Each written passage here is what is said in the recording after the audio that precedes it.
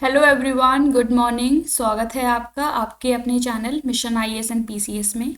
I hope you guys are doing well. आज है 13 अगस्त 2023 and इस वीडियो में हम वीकली रिवीजन करेंगे। जितना भी वीक में हमने पढ़ा है, जितने भी क्वेश्चंस को सॉल्व किया है, उन सभी को आज यहाँ पर रिवाइज करेंगे सो दैट कि आप लॉन्ग टाइम तक चीज़ों को रिटेन कर सकें। तो चलिए शुरू करते हैं आज के इस वीडियो को। आज का हमारा फर्स्ट क्वेश्चन है, abrogation of Article 370 in Jammu and Kashmir has completed 4 years recently, was incorporated into Indian Constitution in which year? Jammu Kashmir में अनुच्छेद 370 को निरस्त करते हुए 4 साल कंप्लीट हो गए हैं। तो इसको इंडियन कॉन्स्टिट्यूशन में किस साल इनकॉर्पोरेट किया गया था, शामिल किया गया था? तो इसका करेक्ट आंसर है ऑप्शन सी, 1949 में आर्टिकल 370 को इंडियन कॉन्स्टिट्यूशन में इनकॉर्पोरेट किया गया था। अगला क्वेश्चन है, 132nd edition of Durand cup 2023 is scheduled from 3 August to September 3. It is associated to which sport? Durand cup 2023 का 132वां संस्करण 3 अगस्त से 3 सितंबर तक निर्धारित है। ये किस खेल से संबंधित है? तो इसका करेक्ट आंसर हो जाएगा ऑप्शन बी, यानी कि ये जो डुरांड कप टूर्नामेंट है, ये एशिया का सबसे बड़ा, सबसे पुराना जो है एक फुटबॉल टूर्नामेंट है और हाल ही में इसको शेड्यूल कर दिया गया है। इसमें 24 टीम्स पार्टिसिपेट करेंगी। तो आपके लिए, और जो कि अभी तक की सबसे ज़्यादा टीम्स हैं, अभी तक जितने भी एडिशंस हुए हैं उन सब में ये सबसे ज़्यादा, इस एडिशन में सबसे ज़्यादा टीम्स पार्टिसिपेट करने जा रही हैं। तो आपके लिए इम्पॉर्टेंट हो जाता है ये नंबर, इसको याद रखिएगा। अगला क्वेश्चन है, recently Ministry of Health imposed a ban on sale of two drugs, ketoprofen and esclofenac to protect which of the following species in India? हाल ही में स्वास्थ्य मंत्रालय ने भारत में निम्नलिखित में से किस प्रजाति की रक्षा के लिए 2 दवाओं केटोप्रोफेन एंड एक्सीक्लोफेनाक की बिक्री पर प्रतिबंध लगाया है? तो इसका करेक्ट आंसर हो जाएगा ऑप्शन सी, यानी कि जो वल्चर हैं उनको प्रोटेक्ट करने के लिए हाल ही में union ministry of health and family welfare ने ये डिसीजन लिया है कि जो ये ड्रग्स हैं इनको इनके प्रोडक्शन को, सेल और डिस्ट्रीब्यूशन तीनों को ही प्रोहिबिटेड किया जाएगा इंडिया में under section 26 of drugs and cosmetics act 1940। और ऐसा ये डिसीजन लिया गया है on the basis of a board, उसका नाम है ड्रग्स टेक्निकल एडवाइजरी बोर्ड। अगर हम बात करें, थोड़ा सा फैक्ट्स की बात करें, तो वल्चर की जो स्पीसीज़ है इंडिया में वो 9 हैं। आपको पता होना चाहिए। आपके लिए ये जानना बहुत ज़रूरी है कि कौन कौन सी वल्चर की स्पीसीज़ टाइप्स इंडिया में हैं। तो प्लीज़ इनको आप एक बार गूगल कर सकते हैं, थोड़ा डिटेल में इनके बारे में देख सकते हैं। अगला क्वेश्चन है, Who has recently become the longest serving cabinet secretary in India's history? हाल ही में भारत के इतिहास में सबसे लंबे समय तक सेवा देने वाले कैबिनेट सचिव कौन बने हैं? तो इसका करेक्ट आंसर है ऑप्शन ए, यानी कि राजीव गौबा, जो कि हमारे जो देश के जो कैबिनेट सेक्रेटरी हैं। और इनका टाइम पीरियड अभी 1 साल तक के लिए बढ़ा दिया गया है सेंट्रल गवर्नमेंट के द्वारा, और अब ये सबसे लॉन्ग टाइम तक सर्विस देने वाले कैबिनेट सेक्रेटरी बन गए हैं। इन्होंने इस पोस्ट को अज्यूम किया था 2019 में। अगला क्वेश्चन है, विच मिनिस्ट्री हैज लॉन्च्ड नया सवेरा स्कीम रिसेंटली? हाल ही में किस मंत्रालय ने नया सवेरा योजना शुरू करी है? तो इसका करेक्ट आंसर हो जाएगा ऑप्शन ए। ये जो स्कीम है नया सवेरा स्कीम, ये मिनिस्ट्री ऑफ माइनॉरिटी अफेयर्स की स्कीम है, इनिशिएटिव है। इसको 17 जुलाई 2007 को लॉन्च किया गया था। तो काफ़ी पुरानी स्कीम है ये। इसको free coaching and allied scheme के नाम से भी जाना जाता है, और इस नाम से ही बिल्कुल क्लियर इंडिकेटेड है कि इसका क्या टारगेट होगा। ऑफ कोर्स जो स्टूडेंट्स माइनॉरिटी कम्युनिटी से बिलोंग करते हैं, तो उनके लिए गवर्नमेंट ये स्कीम लेकर आई है सो दैट कि उनको फ्री कोचिंग प्रोवाइड किया जा सके, सो दैट कि उनको, जो स्टूडेंट्स ब्रिलियंट हैं, जो अच्छे हैं पढ़ाई में, अच्छा उनका एकेडमिक है, लेकिन due to some financial problem वो कोचिंग अफोर्ड नहीं कर पाते हैं, तो उनके लिए एक सपोर्ट रहेगा इस स्कीम के जरिए। ये काफ़ी पुरानी स्कीम है, 17 जुलाई 2007 को आई थी ये। तो अभी तक इसमें 1.19 लाख बेनिफिशरीज रिकॉर्ड किए गए हैं इस स्कीम के तहत, और इसीलिए गवर्नमेंट ने ये डिसीजन लिया है कि एक बड़े पॉपुलेशन को इससे बेनिफिट हुआ है, तो क्यों ना इसको और एक्सटेंड किया जाए और इसको दोबारा से इम्प्लीमेंट किया जाए। इसीलिए न्यूज़ में है, तो आपको पता होना चाहिए कि नया सवेरा स्कीम क्या है और कौन सी मिनिस्ट्री से एसोसिएटेड है। अगला क्वेश्चन है, which countries women team has won the gold medal in world archery championship 2023? किस देश की महिला टीम ने विश्व तीरंदाजी चैंपियनशिप 2023 जीती है? तो इसका करेक्ट आंसर हो जाएगा, इंडिया ने हाल ही में एक टूर्नामेंट, इंडिया की जो ये टीम है वर्ल्ड आर्चरी चैंपियनशिप 2023 को, इंडिया की टीम ने एक हिस्टोरिक विक्ट्री हासिल करी है। इंडिया को एक हिस्टोरिक गोल्ड मेडल मिला है इसमें, और ये जो पर्टिकुलर चैंपियनशिप है वो बर्लिन में, जर्मनी में इसको हेल्ड करवाया गया था, इसको आयोजित करवाया गया था। वहाँ इंडिया की टीम को ये गोल्ड मेडल दिया गया है। Indian players Jyoti Surekha Vennam, Aditi Gopinath, Gopichand Goswami and Parineeti Kaur are associated to which sport? भारतीय खिलाड़ी ज्योति सुरेखा वेन्नम, अदिति गोपीचंद गोस्वामी एंड परिणीति कौर किस खेल से संबंधित हैं? तो इसका करेक्ट आंसर है ऑप्शन सी, यानी कि जो आर्चरी प्लेयर्स हैं वो हैं सुरेखा वेन्नम, अदिति गोपी चंद स्वामी और परिणीति कौर। यही आर्चरी प्लेयर्स हैं जिन्होंने हाल ही में गोल्ड मेडल जीता है वर्ल्ड आर्चरी चैंपियनशिप 2023 में। तो आपको इनके नेम्स पता होने चाहिए, बिल्कुल आपसे ये क्वेश्चन आपके एग्जाम में पूछा जा सकता है। अगला क्वेश्चन है, NIDHI program has been in news recently, was launched in which year? तो इसका जो करेक्ट आंसर है दैट इज ऑप्शन ए, यानी कि निधि प्रोग्राम, जिसको department of science and technology ने इसको इनिशिएट किया था 2016 में, और इसका एम यही है कि इंडिया में स्टार्टअप के कल्चर को, इनोवेशन को प्रमोट किया जाए। अगला क्वेश्चन है, which Indian ministry will launch the G20 empower tech equity digital inclusion platform? कौन सा भारतीय मंत्रालय G20 empower tech equity digital समावेशन प्लेटफॉर्म लॉन्च करेगा? तो इसका करेक्ट आंसर है option C, ministry of women and child development इस पर्टिकुलर प्लेटफॉर्म को, जिसका नाम है G20 empowered tech equity digital inclusion platform को लॉन्च करेगा, और इसके साथ एक और बॉडी कोलैबोरेट करेगी, इसको कोऑपरेट करेगी, जिसका नाम है G20 एम्पावर। अगर इसको थोड़ा डिटेल में देखें तो इसका जो पूरा नाम है वो है G20 alliance for the empowerment and progression of womens economic representation. इसके साथ ministry of women and child development है, ये दोनों मिलकर के एक प्लेटफॉर्म को, डिजिटल इंक्लूजन प्लेटफॉर्म को लॉन्च करेंगी, और सो दैट कि जो इंडिया में जेंडर डिजिटल डिवाइड है उसको ब्रिज किया जा सके, उसको ओवरकम किया जा सके। कैसे किया जाएगा कि जो भी सोसाइटी में जो वुमेन हैं, गर्ल्स हैं, उनको डिजिटल स्किल्स को प्रोवाइड करके।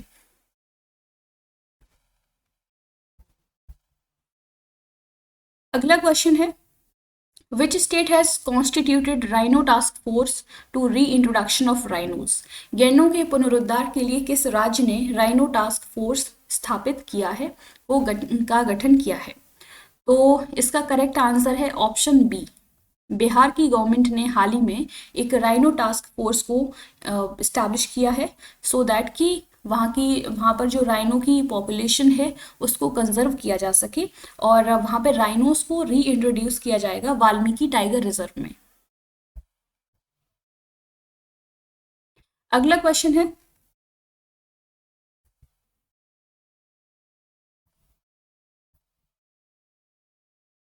yes, how many railways stations are set to redevelop under Amrit Bharat Station Scheme? Amrit Bharat station योजना के तहत कितने रेलवे स्टेशनों का पुनर्विकास किया जाना तय है? तो इसका करेक्ट आंसर है ऑप्शन ए, हाल ही में इंडियन प्राइम मिनिस्टर ने एक स्कीम को लॉन्च किया है, अमृत भारत स्टेशन स्कीम, और उसके तहत 508 स्टेशंस को रीडेवलप किया जाएगा, उनको रेजिवेनेट किया जाएगा, और इसके लिए जो इन्वेस्टमेंट होगी वो होगी 24,470 करोड़ रुपीस, और जो ओवरऑल एक एम है वो है कि 1309 जो रेलवे स्टेशंस हैं अक्रॉस नेशंस उनको रिवाइटलाइज करना। अगला क्वेश्चन है national handloom day is celebrated on which date in India. भारत में राष्ट्रीय हथकरघा दिवस किस तिथि को मनाया जाता है? तो इसका करेक्ट आंसर हो जाएगा ऑप्शन डी, यानी कि नेशनल हैंडलूम डे 7 अगस्त को हर साल मनाया जाता है और इसकी बिगनिंग हुई थी 7 अगस्त 2015 को। ऑब्जेक्टिव है कि इंडिया में जो हैंडलूम इंडस्ट्री है उसको प्रमोट करना। अगला क्वेश्चन है Jagannath temple of Puri is in news recently is the example of which architectural style. Puri का जगन्नाथ मंदिर हाल ही में खबरों में है, यह किस स्थापत्य शैली का उदाहरण है? तो इस क्वेश्चन का करेक्ट आंसर है ऑप्शन सी, यानी कि जो ये जगन्नाथ टेम्पल है पुरी उड़ीसा में, ये कलिंग आर्किटेक्चरल स्टाइल का एक बेस्ट एग्जाम्पल है और आप इसको यहाँ पे इमेज में देख सकते हैं। ये बेसिकली अगर हिस्टोरिकल एस्पेक्ट को देखें इसके तो 1161 सीई में, यानी कि कॉमन एरा जिसको एडी भी बोलते हैं, उसमें इसको कंस्ट्रक्ट करवाया गया था। एक राजा थे, अवंती के राजा थे इंद्रयुम्न, उनके थ्रू इस पर्टिकुलर टेम्पल को कंस्ट्रक्ट करवाया गया था और ये एक हिंदू टेम्पल है, डिवोटेड है जगन्नाथ गॉड को, जो कि मैनिफेस्टेशन है विष्णु भगवान की।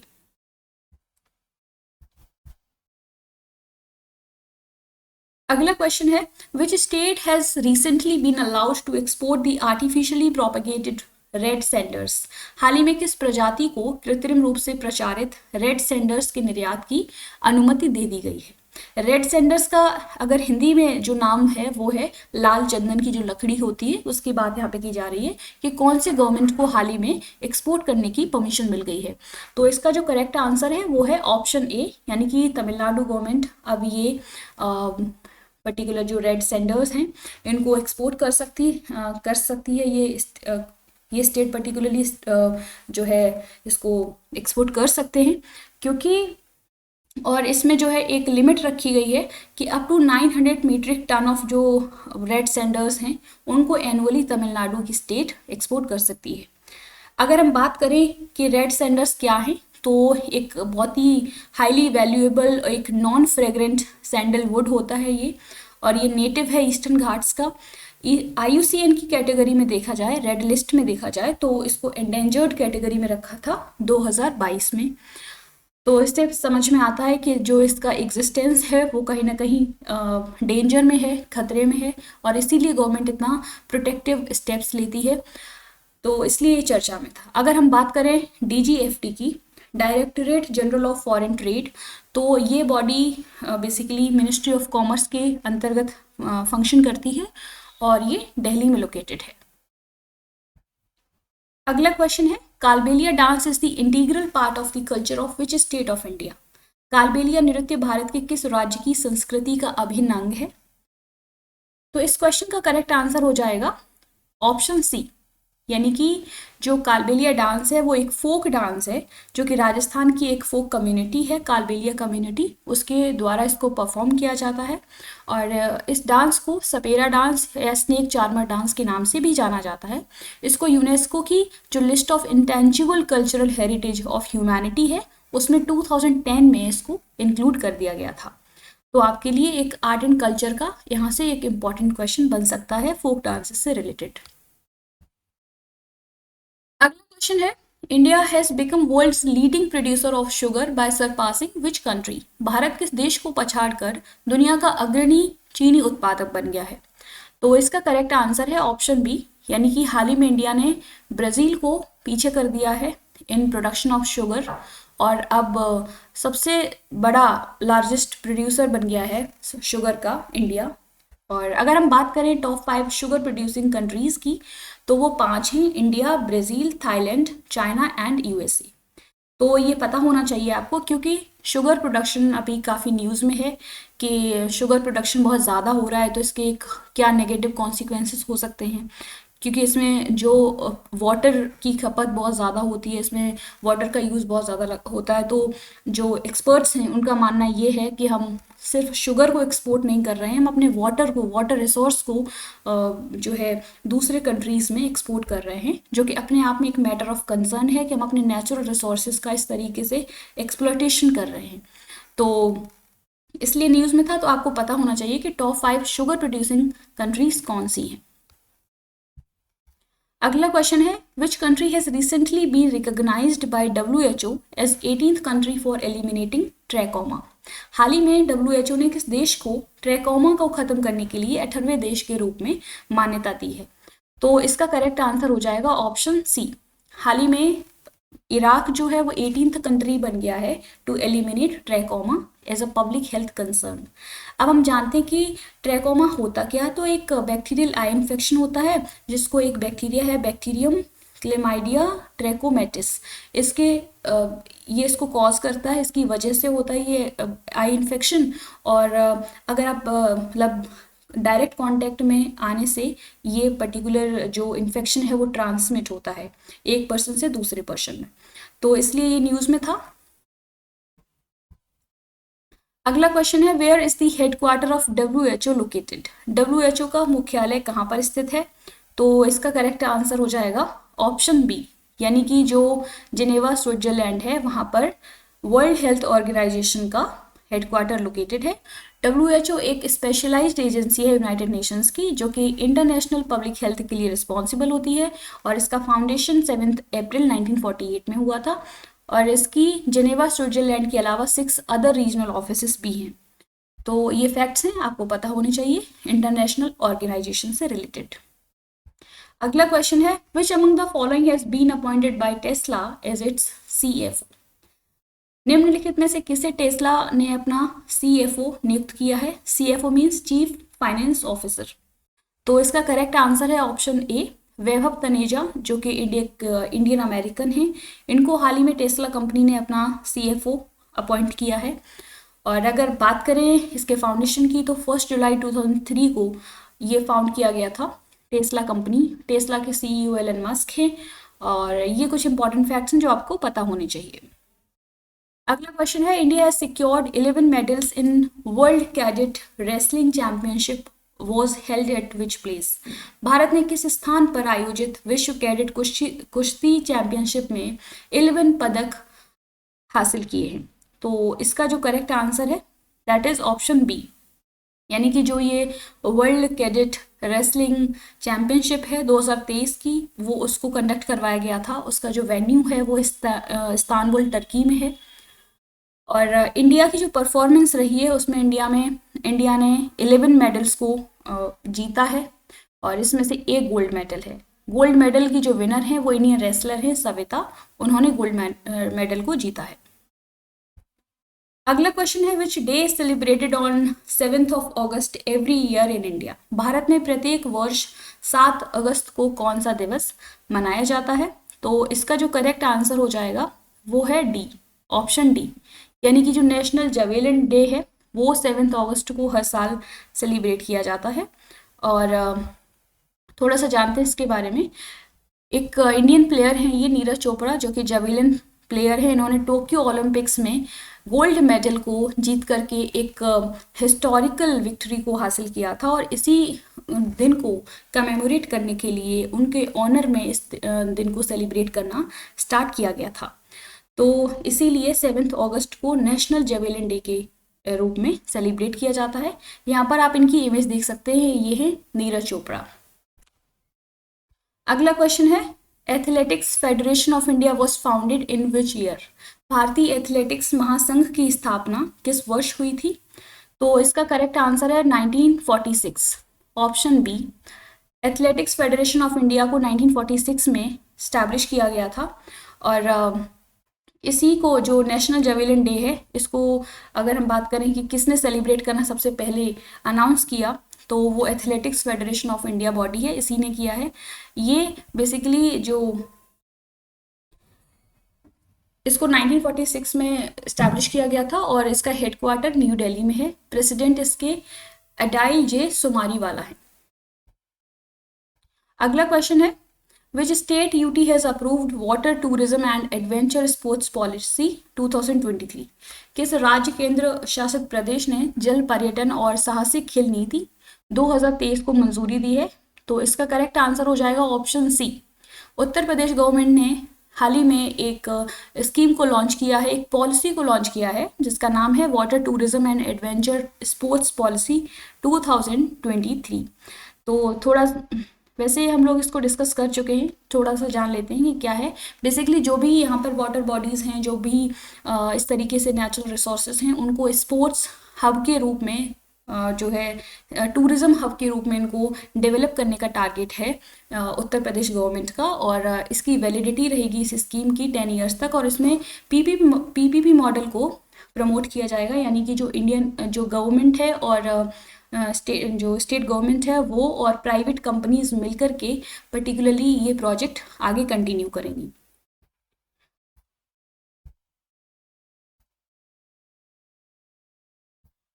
अगला क्वेश्चन है, what is DCS that has been launched by the union agricultural ministry? तो DCS क्या है, जिसे केंद्रीय कृषि मंत्रालय द्वारा लॉन्च किया गया है? इसका करेक्ट आंसर हो जाएगा ऑप्शन ए, यानी कि डिजिटल क्रॉप सर्वे है ये DCS। और इसको अभी हाल ही में इंडियन गवर्नमेंट लेके आई है सो दैट कि इंडिया में जो क्रॉप से रिलेटेड डेटा है उसको GPS और GIS जैसी टेक्नोलॉजी का यूज़ करके कलेक्ट किया जा सके। अगर गवर्नमेंट के पास एग्रीकल्चर जो क्रॉपिंग फील्ड है, एरियाज़ हैं, उनका एक एस्टिमेशन होगा तो अकॉर्डिंगली गवर्नमेंट डिसीजंस ले सकती है, स्कीम्स को, पॉलिसीज़ को लॉन्च कर सकती है। इसीलिए गवर्नमेंट ने जो भी कंट्रीज़ में, बेसिकली अभी इसको 12 स्टेट्स में लॉन्च किया गया है इस पर्टिकुलर सर्वे को, और यहाँ से क्रॉप एरिया जो है उसको एस्टिमेट किया जाएगा, उससे रिलेटेड डेटा को कलेक्ट किया जाएगा। तो ये है डिजिटल क्रॉप सर्वे। अगला क्वेश्चन है, falcon shield 2023 is a military exercise participated by which countries? Falcon shield 2023 एक सैन्य अभ्यास है जिसमें किन देशों ने भाग लिया है? तो इसका आंसर हो जाएगा ऑप्शन बी, यानी कि चाइना और UAE ने हाल ही में अपनी एक एयरफोर्स ट्रेनिंग, एक फर्स्ट जॉइंट एयरफोर्स ट्रेनिंग को होल्ड किया है जिसका नाम है फैल्कन शील्ड 2023, और इसको जिनजियांग चाइना में कंडक्ट करवाया जाएगा। तो आपको बस इतना पता होना चाहिए कि फैल्कन शील्ड जो एक्सरसाइज है, मिलिट्री एक्सरसाइज, वो कौन सी दो कंट्रीज हाल ही में कंडक्ट कर रही हैं, कौन सी दो कंट्रीज के बीच में ये आयोजित करवाई जा रही है, ये दो कंट्रीज के नेम पता होना चाहिए, क्योंकि मैच द फॉलोइंग के रूप में इसको पूछा जा सकता है। अगला क्वेश्चन है, India has introduced an innovative under water vehicle, what is the name of vehicle? Bharat ने एक इनोवेटिव अंडर वाटर वाहन पेश किया है, वाहन का नाम क्या है? तो इसका करेक्ट आंसर है ऑप्शन ए। हाल ही में इंडिया ने first innovative under water vehicle जिसका नाम है निराक्षी को डिज़ाइन किया है, और इसका टारगेट यही रहेगा कि मल्टीपर्पज़ का टास्क रहेगा, जैसे कि माइन, जो वाटर बॉडीज़ हैं उनमें से माइन को डिटेक्ट करना, जो मिनरल रिसोर्सेज हैं उनको डिटेक्ट करना, डिस्पोज करना, और अंडर वाटर सर्वेस को कंडक्ट करवाने का इसका फंक्शन रहेगा। तो एक काफ़ी इम्पॉर्टेंट ये एक स्टेप है इंडियन गवर्नमेंट का। अगला क्वेश्चन है, Arash Dorra gas field is a disputed gas field between which of the following countries? Arash Dorra gas क्षेत्र निम्नलिखित में से किस देश के बीच में एक विवादित गैस क्षेत्र है? तो इसका करेक्ट आंसर है ऑप्शन सी, यानी कि Saudi Arabia, Iran and Kuwait के बीच में एक ये अर्रास दोर्रा गैस फील्ड है जो कि डिस्प्यूटेड गैस फील्ड है, और इसको सबसे पहले 1967 में डिस्कवर किया गया था, और यहाँ से प्रोडक्शन 2013 में स्टार्ट किया गया था। तो आपको ये मैप से रिलेटेड क्वेश्चन पता होना चाहिए, ये लोकेशंस पता होनी चाहिए कि बेसिकली ये गैस फील्ड कौन सी कंट्रीज के बीच में लोकेटेड है। अगला क्वेश्चन है, recently Indian finance minister laid the foundation stone for the iconic site museum in which state of India? हाल ही में भारतीय वित्त मंत्री ने भारत के किस राज्य में प्रतिष्ठित स्थल संग्रहालय की आधारशिला रखी? तो इसका करेक्ट आंसर हो जाएगा ऑप्शन बी। हाल ही में तमिलनाडु में जो है एक म्यूजियम को इस्टेब्लिश करने की फाइनेंस मिनिस्टर ने अनाउंसमेंट करी है, और वहाँ पे एक म्यूजियम को बनाया जाएगा, और ये एक आयरन एज कल्चर पुराना यहाँ पर एक आर्कियोलॉजिकल साइट है अदिचनालूर, वहाँ पर इसको स्थापित किया जाएगा और उसको ये ट्रिब्यूट मतलब ट्रिब्यूट के तौर पर इसको एस्टैब्लिश किया जाएगा। अगला क्वेश्चन है the evidences of a palm manuscript has been discovered from which country. ताड़ की पांडुलिपि के साक्ष्य किस देश से खोजे गए हैं? तो इसका करेक्ट आंसर है ऑप्शन ए। हाल ही में ईरान की एक मोनास्ट्री है आर्मेनियन मोनास्ट्री, वहाँ से 18th सेंचुरी पुराना एक तमिलियन मैन्यूस्क्रिप्ट को खोजा गया है। मैन्यूस्क्रिप्ट जैसा कि बताया था कि मैन्यूस्क्रिप्ट एक हैंड रिटन डॉक्यूमेंट होता है। जब प्रिंटिंग का डेवलपमेंट नहीं हुआ था, जब इंट्रोडक्शन नहीं हुआ था, प्रिंटिंग प्रेस नहीं आई थी, उस टाइम पर ये हाथ से लिखे हुए डॉक्यूमेंट्स हैं जो कि लीव्स पर लिखे जाते थे। तो ये रिलीजियस संस्कृत टेक्स्ट जो होते हैं उनको लीफ पर लिखा जाता था। इन्हीं को बोला जाता है मैन्यूस्क्रिप्ट, जिनको एज अ हिस्टोरिकल सोर्सेस हम यूज करते हैं।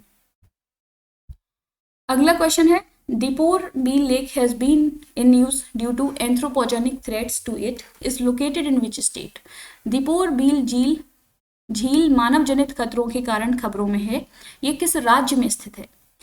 तो इसका करेक्ट आंसर है ऑप्शन डी, यानी कि जो ये दीपोर बील लेक है वो असम के गुवाहाटी डिस्ट्रिक्ट में लोकेटेड है और यहाँ पर ह्यूमन एक्टिविटीज़ के कारण इसको काफ़ी खतरा है इसके एग्जिस्टेंस को, इसीलिए न्यूज़ में है।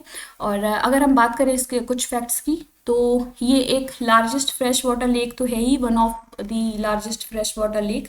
साथ ही साथ में एक ये रामसर साइट भी है और इसको एक बर्ड लाइफ इंटरनेशनल है, उसने इसको एक इम्पॉर्टेंट बर्ड एरिया के रूप में भी रिकॉग्नाइज किया है। तो काफ़ी इम्पॉर्टेंट एक लेक है जिसको हाल ही में डिक्लेयर किया गया है कि इसको प्रोटेक्शन देने की ज़रूरत है। अगला क्वेश्चन है who has recently been appointed as chairman of Central Board of Indirect Taxes and Customs। हाल ही में केंद्रीय अप्रत्यक्ष कर और सीमा शुल्क बोर्ड के अध्यक्ष के रूप में किसे नियुक्त किया गया है? तो इसका करेक्ट आंसर है ऑप्शन ए, संजय कुमार अग्रवाल, जिनको अभी हाल ही में CBIC का चेयरमैन के तौर पर अपॉइंट किया गया है। और इससे पहले जो CBIC के चेयरमैन थे वो थे विवेक जौहरी, और आप इनकी यहाँ पर इमेज देख सकते हैं, ये हैं संजय कुमार अग्रवाल।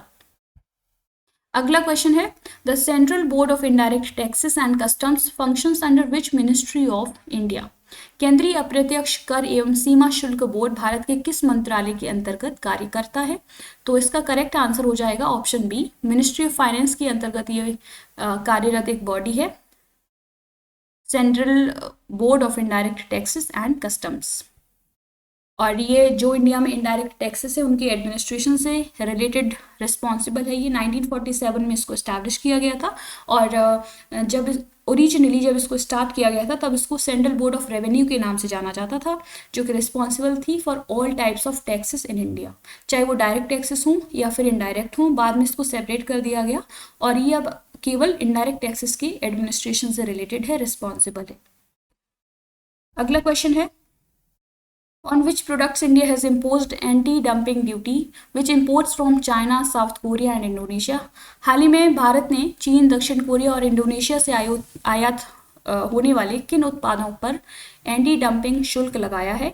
तो इसका करेक्ट आंसर है ऑप्शन सी, यानी कि ऑप्टिकल फाइबर्स जो इन 3 कंट्रीज से इंपोर्ट होते हैं उन पर इंडिया ने हाल ही में एक बैन को इम्पोज कर दिया है, सो दैट कि इंडिया के मार्केट में जो कंपटीशन है उसको इक्वलाइज किया जा सके और उसको प्रमोट किया जा सके। अगला क्वेश्चन है world tribal day celebrated on which date globally. विश्व आदिवासी दिवस विश्व स्तर पर किस तिथि को मनाया जाता है? तो इसका करेक्ट आंसर है 9 अगस्त को हर साल, यानी कि ऑप्शन सी इसका करेक्ट है। वर्ल्ड ट्राइबल डे 9 अगस्त को हर साल सेलिब्रेट किया जाता है और इसको international day of world indigenous peoples के नाम से भी जानते हैं। सबसे पहले 1994 में इसको स्टार्ट किया गया था सेलिब्रेट करना, और टारगेट इसका यही है कि वर्ल्ड में जो इंडिजिनस पीपल हैं, जो कम्युनिटीज़ हैं, ट्राइबल कम्युनिटीज़ हैं, उनके राइट्स को प्रोटेक्ट किया जाए। और जो थीम है 2023 की वो है The indigenous youth as agents of change for self-determination। अगला क्वेश्चन है हल्ला बोल a short movie under a campaign chair for India launched by which institution. हल्ला बोल चीयर फॉर इंडिया अभियान के तहत एक लघु फिल्म किस संस्थान द्वारा शुरू की गई है? तो इसका करेक्ट आंसर है option C. Sports authority of India ने एक शॉर्ट मूवी सीरीज को हाल ही में लॉन्च किया है जिसका नाम है हल्ला बोल। और इनका पर्पस यही है कि जो एशियन गेम्स होने वाले हैं उसके लिए इंडियन एथलीट्स को ज़्यादा से ज़्यादा प्रमोट किया जा सके, उनको मोटिवेट किया जा सके सो दैट कि ज़्यादा से ज़्यादा एथलीट्स इसमें पार्टिसिपेट करें। एसीआई की बात करें यानी कि स्पोर्ट्स अथॉरिटी ऑफ इंडिया की, तो ये एक एपेक्स स्पोर्ट्स बॉडी है जो कि ministry of youth affairs and sports के अंडर रन करती है। अगला क्वेश्चन है 19th edition of Asian games are scheduled will be hosted by which country? एशियाई खेलों का 19वां संस्करण निर्धारित है, इसकी मेजबानी किस देश द्वारा की जाएगी? तो इसका करेक्ट आंसर है ए। तो इसका करेक्ट आंसर है ऑप्शन बी, यानी कि चाइना में 19th edition of Asian games को जो है आयोजित करवाया जाएगा और इसमें 40 स्पोर्ट्स होंगे। और इससे पहले वाला जो एडिशन हुआ था उसमें वो हुआ था जकार्ता में। आपके लिए एक टास्क है, आपके लिए एक क्वेश्चन है कि जकार्ता कौन से कंट्री की कैपिटल है? इस क्वेश्चन का आंसर प्लीज कमेंट बॉक्स में बताइएगा। अगला क्वेश्चन है Rohini commission has recently been in news is associated to what? Rohini आयोग हाल ही में खबरों में रहा है, इसका संबंध किससे है? तो इसका करेक्ट आंसर हो जाएगा ऑप्शन बी, यानी कि ओबीसी ग्रुप का जो सब कैटेगराइजेशन है इससे रिलेटेड है रोहिणी कमीशन। और इसको गवर्नमेंट ने लॉन्च किया, इसको इस्टेब्लिश किया था 2017 में। हाल ही में 31 जुलाई 2023 को इसने अपनी रिपोर्ट प्रेसिडेंट ऑफ इंडिया को सबमिट करी है, इसलिए ये चर्चा में है। आपको सिर्फ नाम पता होना चाहिए कि ये किससे रिलेटेड है। Consider the following organisations bodies. आपको बताना है कि ये जो 4 बॉडीज मेंशन है यहाँ पर, इसमें से कौन सी कॉन्स्टिट्यूशनल बॉडी है, यानी कि इनका किसका इसमें से एस्टैब्लिशमेंट कॉन्स्टिट्यूशन के थ्रू किया गया है। तो ऑप्शंस हैं national commission for backward classes, national human rights commission, national law commission and national consumer disputes redressal commission. तो इसका करेक्ट आंसर हो जाएगा ऑप्शन ए, यानी कि जो national commission for backward classes है वो एक कॉन्स्टिट्यूशनल बॉडी है। इसको 2018 में 102nd अमेंडमेंट एक्ट के थ्रू इसको एस्टैब्लिश किया गया था और ये ministry of social justice and empowerment के जुरिस्डिक्शन में आती है। अगला क्वेश्चन है what is the name of north India's first river rejuvenation project inaugurated by PM recently? हाल ही में प्रधानमंत्री द्वारा उद्घाटन की गई उत्तर भारत की पहली नदी पुनर्जीवन परियोजना का नाम क्या है? तो इस क्वेश्चन का करेक्ट आंसर हो जाएगा ऑप्शन ए, यानी कि देविका नाम का एक नॉर्थ इंडिया का फर्स्ट रिवर रेजुवेनेशन प्रोजेक्ट जो कि हाल ही में इंडियन प्राइम मिनिस्टर ने लॉन्च किया है। और इसका एम यही है कि जम्मू कश्मीर के उधमपुर डिस्ट्रिक्ट में एक रिवर फ्लो करती है, उसकी हेल्थ को, उसको पर्टिकुलर इस रिवर को रिस्टोर करने का एम है इस पर्टिकुलर प्रोजेक्ट का। और नमामि गंगा इनिशिएटिव जो स्कीम है, इनिशिएटिव है, उसी के मॉडल पर बेस्ड है ये। अगला क्वेश्चन है according to zoological survey of India's report what % of total birds are endemic in India? Zoological survey of India की रिपोर्ट के अनुसार भारत में कुल पंछियों का कितना प्रतिशत स्थानिक है? तो इस क्वेश्चन का करेक्ट आंसर है ऑप्शन बी। हाल ही में एक रिपोर्ट आई है जूलॉजिकल सर्वे ऑफ इंडिया की, उस पर्टिकुलर रिपोर्ट में बताया गया है कि इंडिया में जितनी भी बर्ड स्पीसीज हैं उसमें से 5% पॉपुलेशन एंडेमिक है, यानी कि वो एक पर्टिकुलर प्लेस से बिलोंग करती हैं और वो प्रजाति कहीं और नहीं मिलती है। और जो ये पब्लिकेशन आया है उसका नाम है 75 एंडेमिक बर्ड्स ऑफ इंडिया। तो ये इन्वायरमेंट से रिलेटेड इंपॉर्टेंट है, आपको पता होना चाहिए। आप इसको बेसिकली इस इंफॉर्मेशन को आप अपने मेंस के आंसर राइटिंग में भी कोट कर सकते हैं। अगला क्वेश्चन है the national health survey has extended the duration of digital health incentives scheme till which year? राष्ट्रीय स्वास्थ्य सर्वेक्षण ने डिजिटल स्वास्थ्य प्रोत्साहन योजना की अवधि किस वर्ष तक बढ़ा दी है? तो इसका करेक्ट आंसर हो जाएगा ऑप्शन बी, 31 दिसंबर 2023 तक बेसिकली ये जो स्कीम है डिजिटल हेल्थ इंसेंटिव्स स्कीम, इसका ड्यूरेशन बढ़ा दिया गया है, एक्सटेंड कर दिया गया है। और ये स्कीम जो है आयुष्मान भारत डिजिटल मिशन के अंतर्गत है और फंक्शन करती है। इसका टारगेट यही है कि जो भी हॉस्पिटल्स या डायग्नोस्टिक जो लैब्स हैं, डिजिटल हेल्थ सॉल्यूशन प्रोवाइडर्स हैं, अगर डिजिटल हेल्थ टेक्नोलॉजीज़ को, प्रैक्टिसेस को अडॉप्ट करते हैं तो गवर्नमेंट की तरफ से उनको फाइनेंशियल इंसेंटिव्स ऑफर किए जाते हैं। India has set its target to eliminate the lymphatic filariasis by which year? Bharat ने किस वर्ष तक लिम्फेटिक फाइलेरियासिस को खत्म करने का लक्ष्य रखा है? तो इसका करेक्ट आंसर हो जाएगा ऑप्शन डी, 2027 तक इंडिया से इस पर्टिकुलर डिजीज को, लिम्फेटिक फाइलेरियासिस को एलिमिनेट करने का इंडिया ने टारगेट रखा है। और इसमें बेसिकली लेग्स में इस तरीके से स्वेलिंग आ जाती है, लिम्फेटिक सिस्टम जो है, बल्कि पूरी बॉडी में आ जाती है स्वेलिंग, जो इंडिया में जो बॉडी में लिम्फेटिक सिस्टम है उसको डैमेज कर देती है ये डिजीज़। और ये मॉस्किटोज़ के काटने से ये स्प्रेड करती है और ये एक निगलेक्टेड ट्रॉपिकल डिजीज़ है। तो इस डिजीज़ से रिलेटेड ये इंपॉर्टेंट फैक्ट्स हैं, तो प्लीज़ इनको याद रखिए।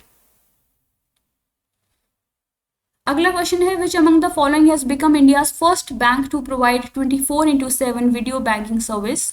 निम्नलिखित में से कौन 24/7 वीडियो बैंकिंग सेवा प्रदान करने वाला भारत का पहला बैंक बन गया है? तो इसका करेक्ट आंसर है option A, AU small finance bank ने हाल ही में एक बहुत ही जो है एप्रिशिएबल, काफ़ी एक रिवॉल्यूशनरी चेंज लेके आया है और इसने जो है इंडिया का पहला बैंक बन गया है जिसने 24/7 वीडियो बैंक सर्विस प्रोवाइड करी है। अब इसके थ्रू क्या है कि जो भी कस्टमर्स हैं वो फेस टू फेस इंटरेक्शंस कर सकते हैं एक्सपर्ट बैंकर्स के साथ, सो दैट कि उनकी जो भी क्वेरीज हैं, जो भी उनके ग्रीवेंसेस हैं, उनको सॉल्व किया जा सके। अगला क्वेश्चन है, India first eco friendly debit card is launched by which bank of India? Bharat का पहला पर्यावरण अनुकूल डेबिट कार्ड भारत के किस बैंक द्वारा लॉन्च किया गया है? तो इसका करेक्ट आंसर है option C, Airtel payments bank ने हाल ही में first eco friendly debit card को लॉन्च किया है। और ऐसा इसलिए किया गया है कि जो भी डेबिट कार्ड्स को बनाया जाता है उससे कार्बन का एमिशन होता है, तो सस्टेनेबिलिटी को लाने के लिए और कार्बन के एमिशन को कम करने के लिए ये स्टेप लिया गया है। तो काफ़ी बड़ा चेंज है, एक इम्पॉर्टेंट क्वेश्चन है, आपसे बिल्कुल पूछा जा सकता है, तो इसको याद रखिए। अगला क्वेश्चन है, world elephant day is celebrated on which date every year? विश्व हाथी दिवस हर वर्ष किस तारीख को मनाया जाता है? इसका करेक्ट आंसर है ऑप्शन डी, 12 अगस्त को हर साल वर्ल्ड एलिफेंट डे के रूप में सेलिब्रेट किया जाता है। और इसका ऑब्जेक्टिव यही है कि जो भी एलिफेंट्स चैलेंजेस फेस करते हैं, उनके जो हैबिटेट लॉस हो रहे हैं, जो या फिर काफ़ी जो आइवरी का जो वो ट्रेड होता है, तो इनके एग्जिस्टेंस को काफ़ी खतरा है, तो इससे रिलेटेड लोगों को अवेयर किया जा सके, इनके इंपॉर्टेंस को बताया जा सके, सो दैट कि इनको प्रोटेक्ट किया जा सके। इसकी जो थीम है 2023 की वो यही है, safeguarding elephants habitats for a sustainable tomorrow. अगला क्वेश्चन है, world biofuel day is celebrated on 10th August every year, what is the theme of WBD 2023? विश्व जैव ईंधन दिवस हर साल 10 अगस्त को मनाया जाता है। WBD 2023 का विषय क्या है? तो इसका करेक्ट आंसर हो जाएगा option A, biofuels towards a carbon neutral world. 2023 की थीम है वर्ल्ड बायोफ्यूल डे की। और इसमें से थोड़ा डिटेल में और भी है कि 2022 की थीम क्या है, 2021 की थीम क्या है, तो प्लीज़ इस स्लाइड को आप लोग रीड कर लीजिएगा। अगला क्वेश्चन है, which among the following Indian freedom struggle movement is known as August movement? निम्नलिखित में से किस भारतीय स्वतंत्रता संग्राम आंदोलन को अगस्त आंदोलन के नाम से जाना जाता है? तो इसका करेक्ट आंसर है option D, quit India movement को अगस्त मूवमेंट, अगस्त की क्रांति के नाम से भी जाना जाता है। और इसका क्योंकि 81st एनिवर्सरी हाल ही में सेलिब्रेट किया गया है, इसलिए न्यूज़ में था, तो आपको इस पर्टिकुलर मूवमेंट के बारे में पता होना चाहिए कि इसको 8 अगस्त 1942 में इसको लॉन्च किया गया था गांधी जी के द्वारा। और इसकी जो डिमांड ऑफ कोर्स यही थी कि इंडिया की फ्रीडम की डिमांड करना और किस तरीके से अंग्रेज़ों के चंगुल से इंडिया को बाहर निकाला जा सकता है, इसके लिए लड़ाई थी, एक फ्रीडम स्ट्रगल मूवमेंट था, तो आपको ये पता होना चाहिए। अगला क्वेश्चन है, Ayushman Bharat PM Jan Arogya Yojana has completed 5 years of its success, was launched in which year? Ayushman Bharat PM Jan Arogya Yojana ने अपनी सफलता के 5 वर्ष पूरे कर लिए हैं, इसे किस वर्ष लॉन्च किया गया था? तो इसका करेक्ट आंसर है ऑप्शन सी, 2018 में ये पर्टिकुलर स्कीम को लॉन्च किया गया था, आयुष्मान भारत पीएम जन आरोग्य योजना को। और ये वर्ल्ड की लार्जेस्ट हेल्थ इंश्योरेंस स्कीम है। इसमें जो भी फैमिलीज, जो बेनिफिशियर, जो फैमिली 10 करोड़ फैमिलीज को इसमें 5 लाख का मेडिकल इंश्योरेंस प्रोवाइड किया जाता है और ये एक सेंट्रल स्पॉन्सर्ड स्कीम है। अगला क्वेश्चन है, Belem declaration has been in use is associated to what? Belem घोषणा पत्र खबरों में रहा है, इसका संबंध किससे है? तो इसका आंसर है ऑप्शन सी, यानी कि protect Amazon forest from deforestation. क्योंकि जो अमेजन फॉरेस्ट्स हैं साउथ अमेरिका में, वहाँ पर क्या है कि बहुत ज़्यादा डिफॉरेस्टेशन की प्रॉब्लम बढ़ रही है। वहाँ पे फॉरेस्ट में फॉरेस्ट फायर का काफ़ी जो है एक डेंजर बढ़ रहा है, वहाँ पे प्रॉब्लम बढ़ रही है। तो उसी को ओवरकम करने के लिए, उसको रिड्यूस करने के लिए ये बेलियम डिक्लेरेशन लाया गया था। वहाँ की कंट्रीज़ के जो लीडर्स हैं वो उन्होंने एक गैदरिंग करी और वहाँ पे ये डिसीजन लिया गया। तो इसीलिए चर्चा में आपको इसका नाम पता होना चाहिए कि बेलियम डिक्लेरेशन किससे एसोसिएटेड है। अगला क्वेश्चन है, vaquita porpoise is declared as on the verge of extinction is native to which country? Vaquita porpoise को विलुप्त होने की कगार पर घोषित किया गया है, ये किस देश का मूल निवासी है? तो इसका करेक्ट आंसर हो जाएगा ऑप्शन बी, यानी कि जो मेक्सिको का गल्फ ऑफ कैलिफोर्निया है, वहाँ पर वैक्यूटा पोर्पोइस एक नेटिव स्पीसीज है और ये डॉल्फिन फैमिली से बिलोंग करती है। हाल ही में इसका जो स्टेटस है IUCN स्टेटस, उसमें इसको क्रिटिकली एंडेंजर्ड कैटेगरी में रखा गया है और इसके लिए एक एक्सटिंक्शन अलर्ट है कि ये जो प्रजाति है अब बिल्कुल ख़त्म होने की कगार पर है, तो इसको प्रोटेक्शन की ज़रूरत है, इसलिए चर्चा में था। तो ये थे सारे क्वेश्चंस जो भी हमने वीक में डिस्कस किए थे, जो भी हमने वीकली पढ़े थे, उनका एक क्विक रिवीजन यहाँ पर हमने किया है। होपफुली आपको ये वीडियो पसंद आया होगा। अगर आपको हमारा ये इनिशिएटिव पसंद आता है तो प्लीज़ इसको सपोर्ट कीजिए, लाइक कीजिए, शेयर कीजिए एंड सब्सक्राइब कीजिए हमारा channel mission IAS and PCS, और जुड़े रहिए इस चैनल से डेली अपडेट्स को लेने के लिए करंट अफेयर्स से रिलेटेड। तो आज के लिए इतना ही। Thank you, take care, bye bye.